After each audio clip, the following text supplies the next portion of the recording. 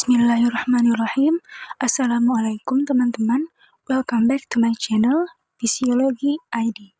Nah, kali ini aku mau bahas soal-soal prediksi UTBK SNBT Biologi 2024. Oke, let's get it. Oke, langsung saja kita masuk ke bab protista. Soal nomor 1, penyakit kala azar disebabkan oleh mikroorganisme berupa yang A.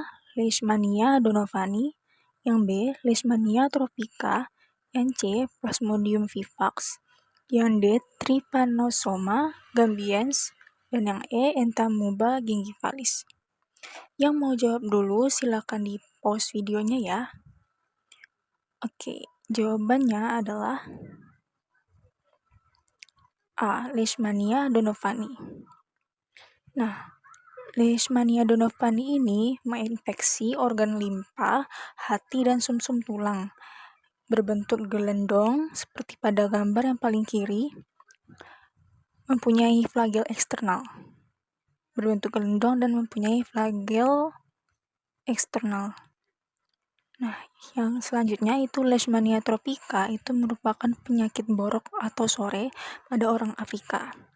Nah, pada gambar yang dari kiri yang kedua, itu merupakan gambar dari mikroorganismenya, di mana bentuk gelendong dan mempunyai flagel.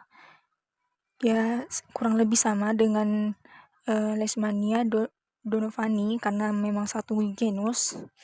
Dan selanjutnya ada Plasmodium vivax yang merupakan penyebab penyakit malaria. Nah, organisme ini itu bentuknya bulat, ukuran sitoplasma dan inti selnya besar. Yang selanjutnya yaitu Trypanosoma gambiens, penyebab penyakit tidur. Nah, mikroorganisme ini bentuknya memanjang dan tubuhnya diliputi oleh gelombang membran. Nah, seperti itu. Dan yang terakhir Entamuba gingivalis, penyebab penyakit gusi. Bentuknya itu bulat dengan inti di tengah dan mempunyai pseudopodia atau kaki semu. Oke, kita lanjut ke soal nomor 2. Bab fungi. Nomor 2, jamur multiseluler tubuhnya tersusun atas kumpulan benang-benang atau miselium. Manakah yang bukan merupakan fungsi miselium? Yang A, sebagai alat untuk membentuk alat pembiakan generatif. Yang B, alat untuk mengabsorpsi nutrisi dari lingkungannya. Yang C, sebagai alat untuk menempel pada lingkungannya. Yang D, sebagai alat untuk melakukan peristiwa karyogami. Yang E, sebagai tempat untuk melakukan proses fotosintesis. Oke. Nah, jawabannya adalah E, sebagai tempat untuk melakukan proses fotosintesis. Karena kita tahu bahwa jamur merupakan heterotrof. Jadi dia mengambil makanan dari lingkungannya. Tidak bisa membuat makanan sendiri seperti tumbuhan. Nah, jadi pada gambar itu kita lihat miselium ya, atau kumpulan hifa yang berada di substrat gitu ya, bisa makhluk hidup yang mati dan lain sebagainya. Fungsinya itu untuk menyerap makanan atau bisa disebut juga dengan miselium vegetatif, dan juga ada yang berdiferensiasi membentuk alat reproduksi, disebut juga dengan miselium generatif. Nah, kita kembali lagi ke soalnya.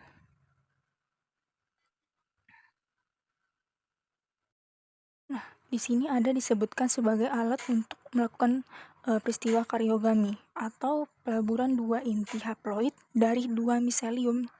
Jadi memang benar ya bahwa miselium ini melakukan peristiwa karyogami karena dia merupakan alat pembiakan generatif.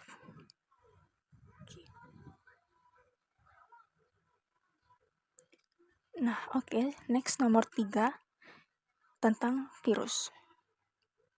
Tahap ketika enzim bakteriofag merusak dinding sel bakteri adalah A. Tahap perakitan, B. Tahap penetrasi, C. Tahap perlekatan, D. Tahap replikasi, dan E. Tahap eklivasi. Oke, jawabannya adalah B. Tahap penetrasi. Nah, bakteriofag ini merupakan virus yang memakan bakteri. Virus ini bersifat parasit obligat, yang artinya hanya bisa berkembang biak di dalam sel tubuh inang. Nah, replikasi virus ini ada dua cara, yaitu litik dan lisogenik. Kalau litik itu melalui proses penghancuran sel tubuh inang di akhir proses replikasinya, sedangkan lisogenik melalui penyisipan materi genetik virus pada materi genetik sel tubuh inang tanpa penghancuran sel tubuh inang. Nah, yang pada gambar di bawah itu ada penempelan atau pelekatan gitu ya. Nah, kemudian virus yang melekat itu akan membuat lubang untuk menembus dinding dan membran sel tubuh inang.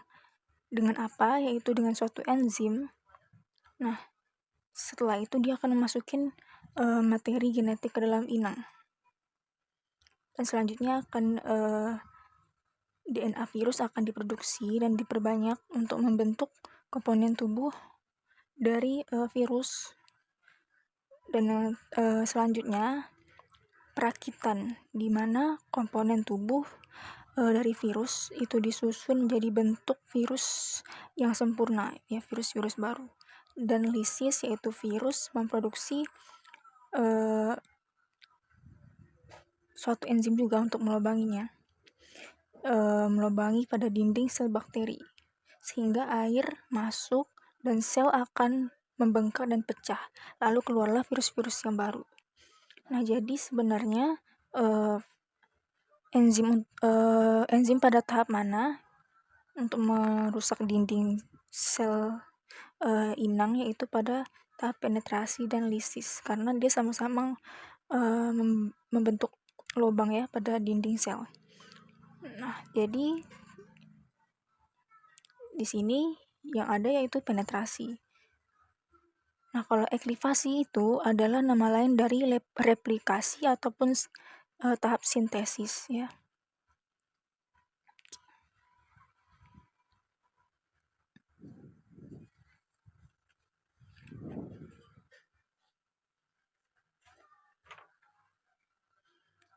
Kita masuk ke bab biologi sel. Oke, gerakan molekul-molekul bebas dan acak dalam protoplasma dan yang meningkat tekanannya dengan meningkatnya suhu protoplasma adalah A. Gerak Brown, B. Gerak rotasi, C. Gerak Tyndall, D. Gerak sirkulasi, dan E. Gerak amoeboid. Oke, jawabannya adalah gerak Brown. Gerak Brown adalah gerakan terus-menerus dari suatu partikel zat, baik cair maupun gas, yang artinya partikel-partikel ini tidak pernah dalam keadaan stasioner atau sepenuhnya diam. Nah, kalau gerak rotasi itu adalah gerak molekul yang dapat berputar di dalam atau di sekitar sumbu, seperti rotasi pada bumi. Kemudian, gerak Tyndall itu adalah ketika seberkas cahaya melewati koloid. Partikel koloid yang ada di dalam larutan tidak memungkinkan berkas cahaya tersebut melewati sepenuhnya.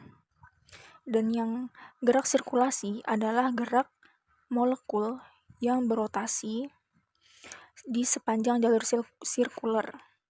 Jadi dia sirkulasi ini ada rotasinya juga, seperti revolusi pada gerakan revolusi bumi ya. Gerakan amoeboid adalah gerakan seperti merangkak yang dilakukan dengan penonjolan sitoplasma sel yang melibatkan pembentukan pseudopodia. Kita lihat gambarnya. Nah, yang paling kiri atas itu ada gerak Brown ya, gerakan acak yang tidak pernah stasioner. Kemudian yang di sampingnya itu ada gerak Tyndall, di mana partikel koloid itu tidak memungkinkan seberkas cahaya itu mampu menembus secara penuh ya pada koloi tersebut. Nah, ini gerakan rotasi ya, berputar seperti perputaran bumi, rotasi bumi, dan yang di bawahnya sebelah kiri itu ada maksudnya sirkulasi ya, rotasi, namun dia juga mengelilingi pada lintasannya ya, yang berbentuk sirkular ya, seperti revolusi pada bumi.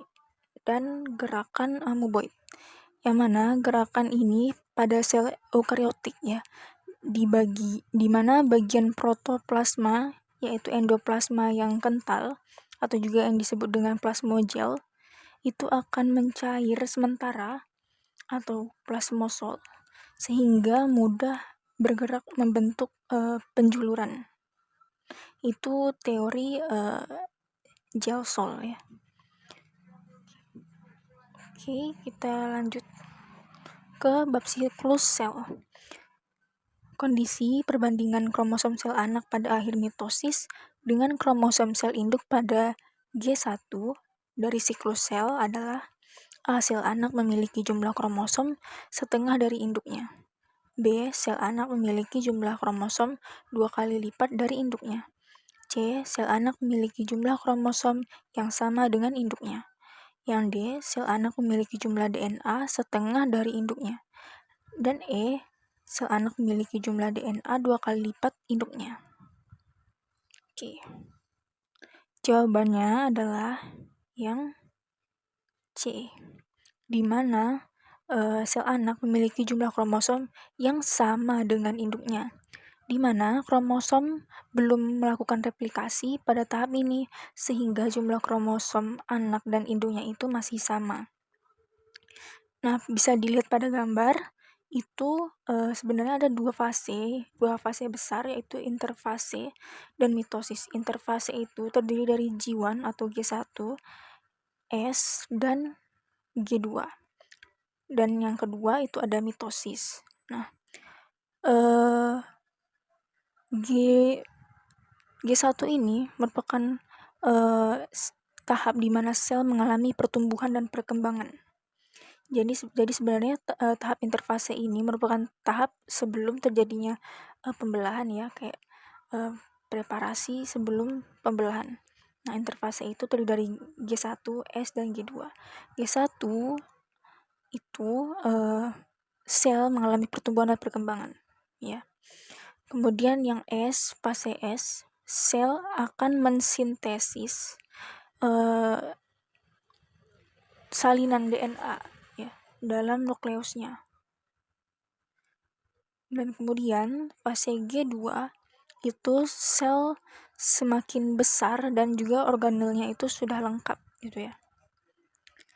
Dan fase mitosis itu seperti yang sudah kita pelajari ya sebelumnya, fase pembelahan seperti profase, metafase, anafase, dan telofase. Dan setelah sel baru terbentuk itu dia akan mengalami siklus tersebut terjadi lagi gitu. Dia akan mengalami siklus sel dari awal lagi seperti G1, S, G2, dan mitosis seperti itu. Oke, cukup sampai di sini dulu ya. Soal prediksi UTBK SNBT 2024. Oke. Bye bye.